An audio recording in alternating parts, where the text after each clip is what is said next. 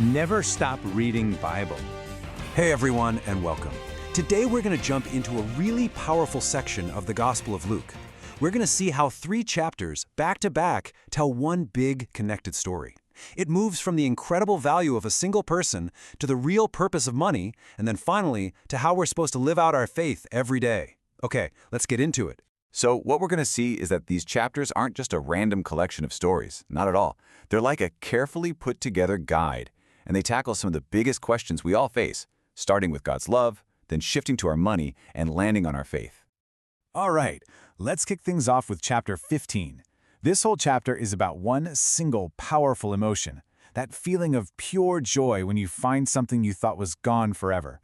Jesus takes that universal feeling and uses it to show us something huge about who God is. And how does he do it? Well, he tells 3 stories, a trio of parables that are designed to really hit home. Now, what's so important to get here is the backstory. Jesus isn't just, telling some nice little stories for fun. Nope. He's actually responding directly to the Pharisees and scribes, the religious leaders, who were giving him a hard time for hanging out with sinners. This is his comeback. And this right here, this is the main event. The stories aren't really about what's lost, are they? They're about the person who is searching. It's about this relentless, passionate love. I mean, think about it. The shepherd leaves the whole flock, the woman turns her house upside down, and the father just runs out to meet his son.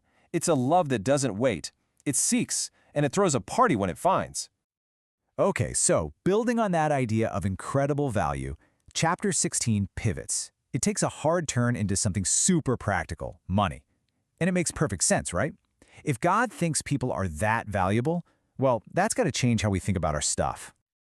This is the exact question chapter 16 basically drops in our laps. Seriously, if one person who's gone astray is worth a heavenly celebration, what does that say about the stuff we spend so much time worrying about? So to tackle this head-on, Jesus gives us 2 really challenging stories. We get the parable of the shrewd manager, and then the unforgettable story of the rich man and Lazarus. And let me tell you, both of them are meant to completely flip our script on what money is for. And here's the clash, right here. On one side, you've got the Pharisees. The text flat out calls them lovers of money, and they literally laugh at what Jesus is saying. But on the other side, you have Jesus' core point. Compared to the eternal value of God's kingdom, all this earthly wealth is, well, it's just not that big of a deal. And that story of the rich man and Lazarus, whoa, it really leaves us with this heavy-hitting message. It shows these permanent consequences for a selfish life, and it's basically a wake-up call to live with one eye on eternity, to use what we have now with some real integrity and generosity. Okay, so we've talked about how God sees us and how we should see our money. Now, chapter 17 zooms out even more. It's about how we actually live this faith out with other people day to day and what our hope for the future looks like. You can kind of break this chapter into 2 halves. The first part is all about the nitty-gritty of daily life. Things like avoiding causing others to stumble, how to forgive people, and what faith really means. Then, the second half shifts gears and looks ahead, answering some big questions about the future kingdom of God. And there's this one story in this chapter that just nails the theme of what a life of faith looks like. It starts with a group of 10 lepers, and in one incredible moment, Jesus heals them, all of them. But here's the twist. Out of all 10, only one comes back to say thank you. Just one. And to top it all off, he was a Samaritan, a total outsider at the time. The story just becomes this massive lesson in gratitude, right? About stopping to actually thank the one who gave you the gift. And as the chapter wraps up, Jesus drops this absolute bombshell about the future.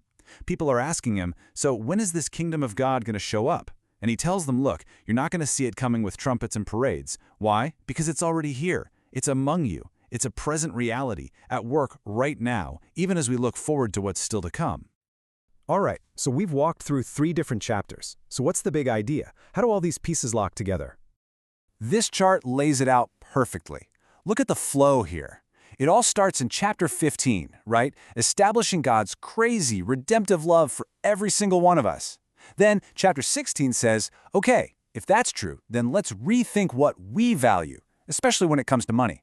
And then chapter 17 brings it home, giving us the how-to for living out this new perspective, a life of faith filled with gratitude and forgiveness, knowing the kingdom is already here. And so that leaves us with this final thought. I mean, these aren't just old stories from a book, are they? They're a blueprint for a meaningful life.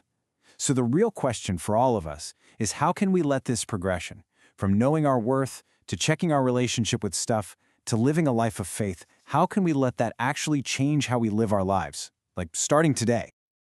Thanks so much for digging into this with me. This explainer was brought to you by the Center Studio.